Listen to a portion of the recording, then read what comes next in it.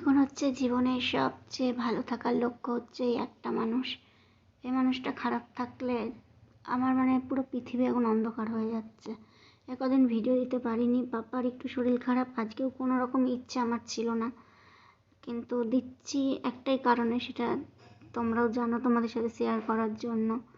আর নিজের কিছু ভালো ভেবেই দিচ্ছি, নাহলে আমার চ্যানেলটা পুরোপুরি বন্ধ হয়ে যাবে সেই ভেবে। এই যে সেদিনকে সকাল থেকে ভিডিও, আমার পাপাকে আমি একটু স্নান করিয়েছিলাম, একদম হালকাভাবে, দেখো আমি ওর গায়ে দিই না, আমি পুরো দেখলাম যে প্রথমে হচ্ছে পা ভেজাতে হয়, মাথায় লাস্টে দিতে হয়। আমি এতদিন ধরে জানতাম যে মাথাটা আগে ভেজাতে হয়, তো দেখলাম সেটা বাচ্চাদের জন্য একটু ক্ষতি।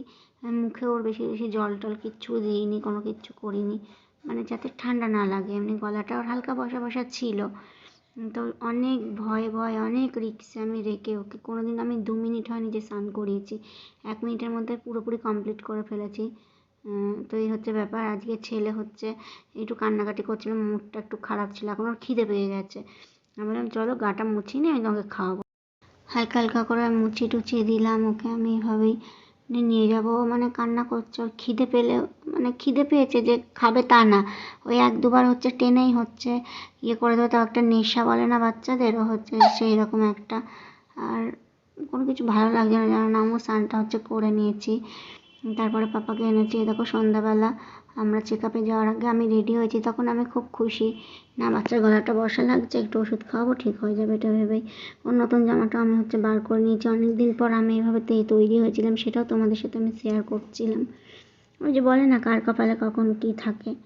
তো ডক্টর দেখে আসার পর আমার সোনার একটু শরীরটা খারাপ, আমি বলতে চাইছি না সে সমস্ত, এতদিন আমরা বাড়িও ছিলাম না, ছিলাম এমন একটা জায়গায়, সব জায়গার নামও নিতে চাইছি না। সোনা আমার অনেক কষ্ট পেয়েছে। আর এই দেখো আমার বাবাটাকে আমি রেডি করে দিয়েছিলাম, বাবা ঘুমিয়ে পড়েছে। আর এই দেখো এখন আমরা বাড়ি এসেছি, এতদিন পর বাড়িতে এসেছি। টানা কদিন আমি না পিঠটা ঠেকাতে পেরেছি, না ঠিকমতো খেতে পেরেছি, না কোনো শান্তি ছিল আমার জীবনে। আমার পাপা তোমরা শুধু প্রে করো আমার পাপার যেন আর কোনো রকম কোনো অসুবিধা না হয়। আর এই টাইমে সবচেয়ে বড় একটা জিনিস কি জানো তো, একটা ভরসার জায়গা। সবাই যখন দেখবে, আর বলতে চাইছি না, কিছু কিছু মানুষ বোঝে না। আর দেখো পাপার জামাগুলোকে আমি রোদে টোদে দিচ্ছি ঠিকঠাক করে, নিজেকে ভালো রাখার চেষ্টা করছি, কারণ আমার মন মেজাজ ভালো থাকলে আমার পাপা ভালো থাকবে না, আমার অনেক প্রবলেম হবে। যেমন এখন ব্রেস্ট ফিডিং করে, তার প্রবলেম হবে, মানসিকভাবে আমাকে ঠিক থাকতে হবে, এই হচ্ছে ব্যাপার। একটু পরে আবার ওকে আমি চেক আপে নিয়ে যাব, বাইরে চেক আপে নিয়ে যাব। তো সেই সমস্ত ভিডিও আমি তোমাদের সাথে অত আর শেয়ার করবো না, জাস্ট হালকা হালকা মনের কিছু কথা তোমাদের সাথে শেয়ার করব। আরও হচ্ছে আমার চ্যানেলটাকে আমি খুব ভালোবাসি, এটাই আমার হচ্ছে একটা স্বপ্ন। এই স্বপ্নটা ভেঙে গেলে জানি না আর কী নিয়ে বাঁচবো, এই হচ্ছে ব্যাপার। দেখো সমস্ত কিছু মেলে ঠেলে নিচ্ছি, এতক্ষণ ওইদিকে দিয়েছিলাম, টানা রোদ উঠেছিল, শোনার জামার রঙগুলো নষ্ট হয়ে যাচ্ছে, একদম কুর্তি কুর্তি জামা না। এই জামাগুলো অনলাইনে অর্ডার করেছিলাম, আজকে এসছে। পাপার জামা টামা সমস্ত কিছু অনলাইনেই নেওয়া হচ্ছে, আমরা যেগুলো কিনেছি এতদিন, আমি আর ওর পাপা। তারপরে হচ্ছে বিকেলবেলা পাপাকে রেখে গেছিলাম, আর ওর গায়ের গন্ধটা, ওর জামাটা আমার এখন এটা সবচেয়ে এখন বড় একটা নেশা। কথায় কথায় গন্ধ শোকা জামাটা আমার এখন এগুলো অভ্যেস হয়ে গেছে। তো এই টাইমে হচ্ছে পাপার মশারিটা টাঙিয়ে আমি হচ্ছে গেছিলাম ছাদের থেকে হচ্ছে জামাগুলো তুলে আনলাম, লাঞ্চ করেছিলাম, চেক আপ করে বাড়িতে এসে সোনাকে খাইয়ে টাইয়ে রাখলাম। আর আমার সোনার ওই যে একটু নেশা, যখন যেটা করলে ওটার নেশা হবে, 1 মিনিট থাকবে থেকে ঘুমিয়ে যাবে, খাওয়ার নেশা হবে, 2-3বার নেবে, নিয়ে হচ্ছে ঘুমিয়ে পড়বে, এগুলো হচ্ছে ভীষণ নেশা। ছোটো না, সব বাচ্চা এরকমই হয় হয়তো।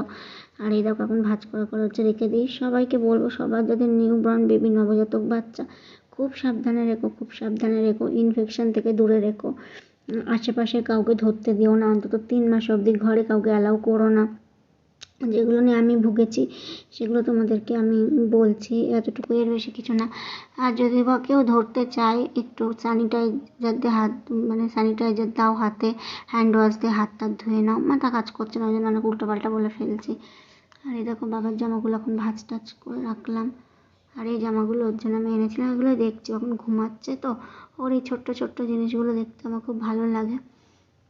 কিচ্ছু ভালো লাগে না যদি এগুলো আমার পাপা এখনো পড়েনি, এগুলো তো আমার পাপার গায়ে গন্ধ হচ্ছে, চলে আসবে। দেখিয়ে এলাম পাপা এখন ভালো আছে।